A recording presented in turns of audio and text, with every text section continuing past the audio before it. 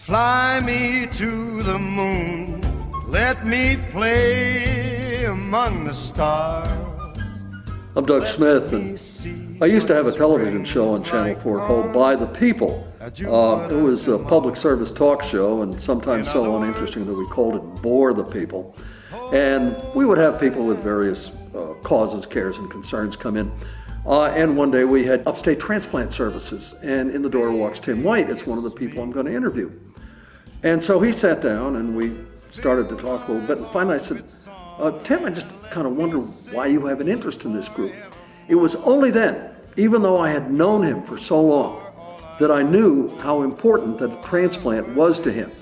So he had had this really serious medical condition, and I, reasonably close to him, didn't even know about it. And I think that says more about Tim White's outlook on life than anything else I can possibly imagine. And I'm finding out only recently that he is a person who is largely responsible for one of the best shows I ever saw, which is Tim Newell's Jack Benny Show. And I understand that it was Tim White who saw the magic in this. Most of all, and my wife, she said that of all things, that she wanted it remembered how kind Tim was to her. Exceptionally kind.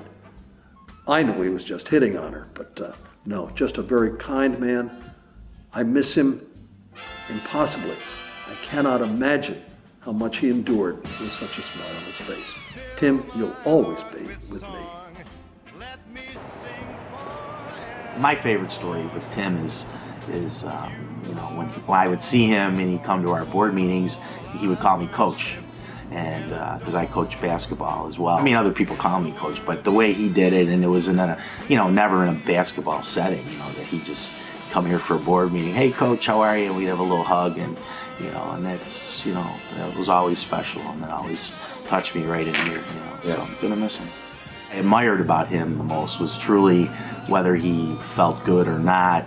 You know, he was strong and brave, and he, you know, he'd always tell you, I'm feeling great, I'm doing good, everything is good. And you knew deep down inside that some days, you know, he probably wasn't at his best, but, you know, he carried on and did the things he wanted to do with a lot of life and, you know, a lot of exuberance. So I admire him for that. You know, the other thing that we truly appreciated was his writing of The Gift of Me, which was a little theatrical production that was made for the community so we could educate about the need for organ donation and how families in crisis would deal with it. So, you know, he created this little story that was in a hospital and intensive care unit, and you know, it was really a powerful piece, and we used it here in Buffalo at a couple of different events, and people walked away with, you know, really being touched with the emotion of it. And of course his acting in it was phenomenal, as everything he did. So we're gonna miss him. Hi, I'm Rob Rothkopf, and I've been shooting this video project for Timmy because a lot of people loved him. I met him at Ray Flynn's, may it rest in peace. And one of the things that I learned from doing this taping is that a lot of people said, oh, I don't know Tim that well, I hardly know Tim. And then they go on to tell a story about how they know Tim so well. Oh, he always sat at this table over here. Oh, Tim, I hardly knew him well, but whenever he came in, he brought in a great energy, and he did this and he did that. And one of the things that became clear to me is that a lot of people knew Tim well in the little nuggets, in the little segments of the world where they knew Tim. Because Tim went to a lot of places, and he was a lot of things in a lot of places, but he was always himself. That across the board, that people loved him for who he was, and the place that they were, at the time that they were, and what they saw, and what they knew of him, they loved. So the little bits and nuggets that exist out there inside all the individual people, that Tim left these little deposits of himself, of gold, of sincere, true, genuine love, and passion, and friendship. And he left this out there, and it's out there right now. It's out there in you. I came to know Tim early in my theater career at Paul Robeson Theater. I had a chance to hear his name and finally one day I got a chance to meet him, and you know, I can't remember when and where, but I met him one day, and he was this guy that was full of life, full of spirit. First thing I can remember was a smile that was on his face. And throughout the years, I just remember when I did run into him, I guess maybe I was doing a play and Paul Robeson, he would come by and see what was going on, and then afterwards he was one of the guys who would always hang around and say, hey, like what you did, you know, nice work, you know, looking forward to maybe working with you one day, you know. By the way, I run this little company called BET, you know. As the years went by, I got a chance to work with Tim on stage. I think the first thing we did on stage together, we got a chance to present at the Artie Awards. Can't remember what year it was, but we actually were on stage together and presented some categories. And then sometime later, we got a chance to actually be on stage in the same production. Matt Lacusa, Morphine Hearts, produced a stage version of Apocalypse Now, and he played the famous Marlon Brando character, which, you know, it was really special. I got a chance to do the Willard character that actually came to assassinate him, but it was a wonderful experience. Also had a chance to work in his project that's with his company, Business Theater Works. They actually play that dad who loses his child to the brainstem injury. They sent me to Detroit to represent their company, and I'm really appreciative that they called me and I was able to come in and do the job for them. So we're gonna miss Tim, but you know, not really, because he's always in our hearts and minds. And I just wanted to come and say this, and I know he's in a better place. No more doctors, no more pain, no more suffering. So the best to you. Tim was the voice of, what was it, 1490? The oldies, he was the voice. Tim used to be the Q After Dark jock at Q102, and he used to have that smooth, sexy, put you to bed kind of voice. And Tim liked to bring songs in from home, and as any program director knows, they don't usually let you do that. So one time, the big corporate bosses were all in town, and I went to Tim and I said, big bosses are all in town. Make sure you're on your best behavior tonight. What do you think Tim did? Tim brought his records in from home. So he won the battle again. 10 years later, I called Tim back up and I said, I need that smooth voice back in my life, and asked him to come and be the radio station voice of AM 1400 Solid Gold Soul. And as long as I'm here at this radio station, his voice will stay there. If you listen to AM 1400 Solid Gold Soul, you can hear him every day. I knew Timmy from the Buffalo Ensemble Theater. He was probably one of the people that cast me in my first play there. My first recollection of Timmy is we were all in Toad of Toad Hall, The Wind in the Willows, and Timmy played Toad, and I was Mr. Mole, and yeah, you know, I think of Timmy being green and going poop poop, poop poop in a British accent, which was quite amusing. Just he was always so happy. Life of the party, I'm gonna miss him terribly. My parents would go away on the weekends, and Jeff and Teresa and Timmy would come over to my house on Grand Island, and we would rent movies and get pizza, and we would sit and watch these movies all night. And one particular night, I don't know why this theme came about, but we were watching Excalibur and Caligula. And I believe we watched Excalibur first because I saw the whole thing. And then I recall seeing the beginning of Caligula, and I fell asleep. And I would wake up and Caligula was still on the television. And I went back to sleep again, and I woke up and Caligula was still on. And apparently they had watched it 3 times over the course of the evening. But yeah, the 4 of us spent a lot of time together in mid-80s towards the end, and spending a lot of time at Flynn's, much time bellied up to the bar, dancing, singing, and I'm gonna really miss him.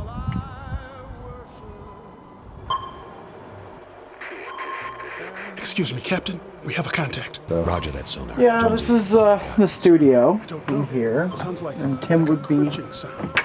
right here. I think it's the sound of someone munching a nibble with Gibble's home-style potatoes. If it was a bunch of people, we might put the mic in bidirectional. Right. Nibble with Gibble's. And just The chips with the perfect crisp have texture, everyone on the either fresh, side. just right crunchiness. Put on I'd the stake my headphones. career on it. But sir, if they're rigged for silent running, wouldn't they just, nibble their nibble Well, with I Gibble's? suppose Try, Jonesy, the but you easiest see, thing to say it is takes a lot the of first work time I to met Tim White, it's because he beat me for a role.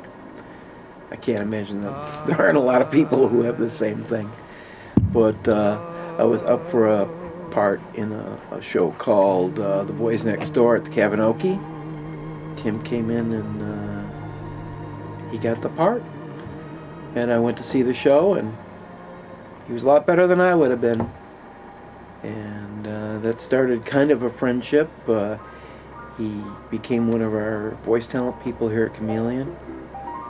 And he is going to be very sorely missed. He's, I got to talk about him in present tense. He has unboundless energy. He might have been physically dragging, but he was always right in the moment, and he was always ready to go and get going. And he showed so much courage, and he provided such an outlet for people in the drama community around here that I can't even begin to say how lost we are without him. I love you, Tim. I'm Elder James Jeffries, and I was Tim's mentor, and he was my mentor. When I think about when Tim first came into the ministry, how he was grasping or wrestling with ministry versus theater, and he felt like there was a connection there, and he didn't feel as though the ministry would take away from the theater, nor the theater take away from the ministry. As a matter of fact, he looked at them both as two sides of him encased in one body. But it's interesting that as we went through and as I gave him instruction on the ministry, he gave me some instructions on the ministry in a whole different light. I've been preaching for 29 years now. Tim, just 3 years. But the depth that God had given him in terms of dealing with pain and adversity, the likes that I've never known, he was able to share with me in just a few short years. And I think about the last sermon that he preached. It said that my yoke is easy and my burdens are light. That's what Christ said. And he would say often to me, he said, Elder, he said, I know his yoke is easy and his burden is light, but it is still heavy. And oftentimes we got into words about what things meant, and he would often say, well, Elder, it's just semantics. And I said, yeah, I know. Semantics is one thing, but what does it really mean? And what are you trying to get across? I feel that what Tim needed to get across, he got across, especially on the day that we had his homegoing service here at Faith Baptist Church. Because our room was filled here. Even though our church members were here, there was more than 80% of the folks that were here that were not members. And I could see then the sermon of Tim White. For those people that he had touched was a sermon to us to let us know that the love that he had for the Lord, he also sent out to others. Yeah, we knew Tim White pretty well. I mean, we became friends just hanging out at, we always happened to be at the town restaurant at the same time. My friend John and I and he would sit at another table and we would just laugh and joke. I mean, the man never met strangers. It's like he knows, everybody that knows him in that capacity. He's just a really decent guy. He's always got something nice to say. We're at the town restaurant. This is Tim's favorite table. We all loved him here. He was a great man. Always in a great mood, no matter what was going on in his He life. was always pleasant, always upbeat, never had any idea that he was sick at all. I sat with him and talked to him for a half hour. It must have been the day before he died. I was very shocked. Like I said, he was wonderful, always pleasant to us as long as we got his fries to him hot. We're going to miss him very, very much. Very, very missed because everyone was in shock when we heard that we lost him. Yeah, we were all broken up to hear about it, especially the people that knew him a little better than I did, Tila and Gretchen and Pat. Yeah, he's just a warm spirit, nice to have him in, and always with a smile. I wish I knew him better. This was Tim's table. This is where he would brighten up our restaurant. Or he'd sit over here, but usually this is the table that he desired. Hi everybody, I wish I could be with you tonight, but let me share a memory with you. I always enjoyed Tim's work as an actor, but my most vivid memory was a production of Hamlet, which I directed, with Bill Gonta as Hamlet and Tim as Horatio. Now, I've directed 5 different productions of Hamlet. I've acted in it a couple of times. I've seen Lord knows how many other productions of it, but I never saw a Horatio that moved me quite as much as Tim's did. And on the opening night at what was then the Pfeiffer Theater, in the very last scene with Tim kneeling on the stage, holding Bill's head in his arms, he began that last speech, "Good night, sweet prince," and he broke down and cried. Tim had an honesty and a depth of passion that is rare in Shakespeare performance. And for me, he nailed that moment like nobody else ever did. So, good night, sweet prince, and flights of angels, sing thee to thy rest.